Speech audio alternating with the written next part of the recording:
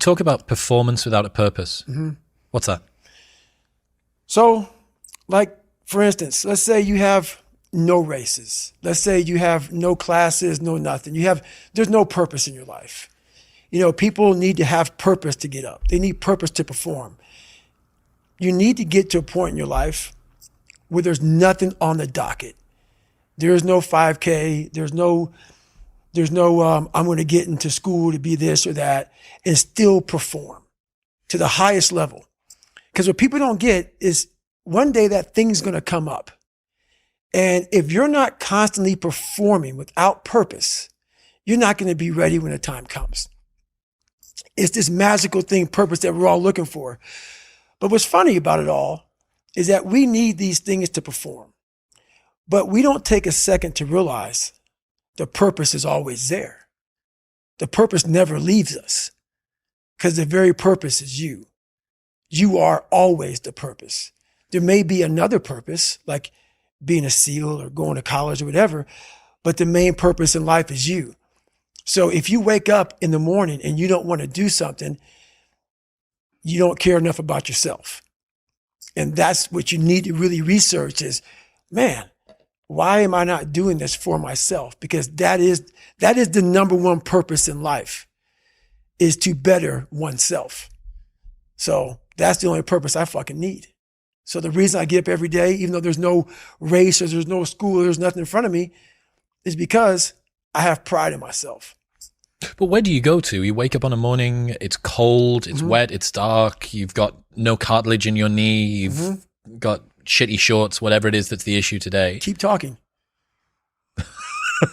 You've got these problems, right? I need you to keep talking about what you were just saying. It's warm on the couch. That's Your it. missus says stay in That's bed. it. It's comfy. That's it's cozy. it. That's You've got it. work later on. You had an argument last night. You're slightly it. hungover. Because I know every motherfucker ain't going to do what I'm going to do. So this is how you level up. That's how you level up. I know there's a whole bunch of people with that right there. That fires me up. That makes me fucking happy, what you just said.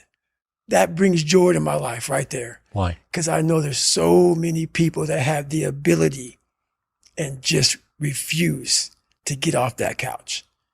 Refuse to study a few more hours. Refuse to go deeper, to go further. And that's where I gain the advantage. It's so easy to be great nowadays, my friend, because most people are weak. Most people don't want to go to that extra mile. Most people don't want to find that extra because it sucks. It's miserable. It's lonely. You talk about that you were kind of, lonely by yourself. I was the same way. And that used to hurt me growing up. Now I fucking thrive in that shit.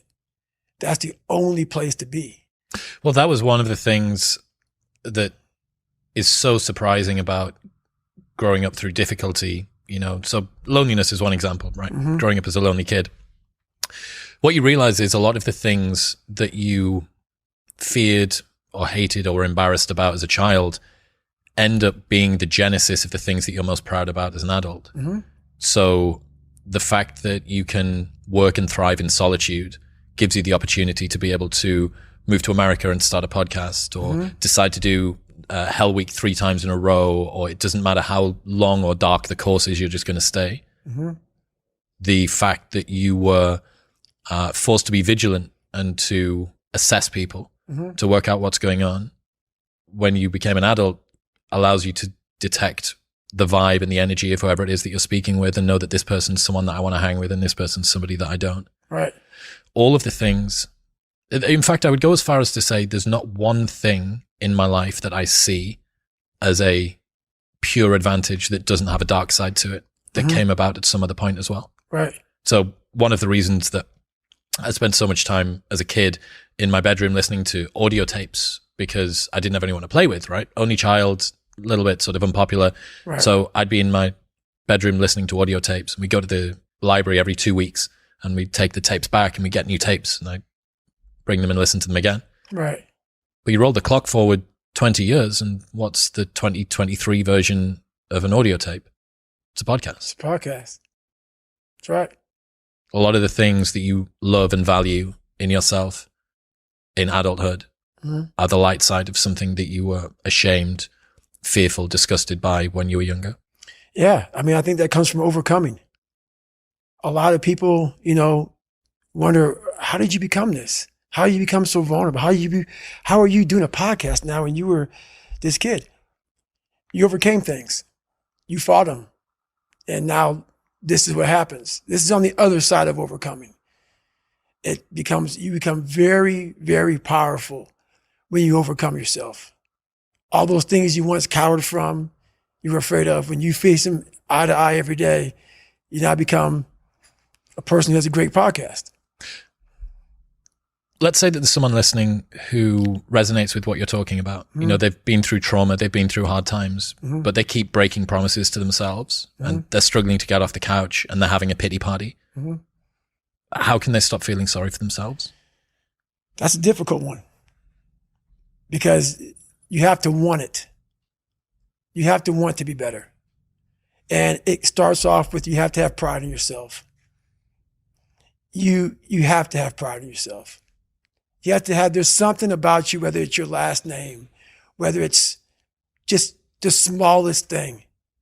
You have to be proud of yourself. And if you have no pride in yourself, I can't give it to you. Because you're always going to compromise. You're always going to fold. Always. I'm very proud of myself. That's why when people said, no way you can do better than Can't Hurt Me. Roger that.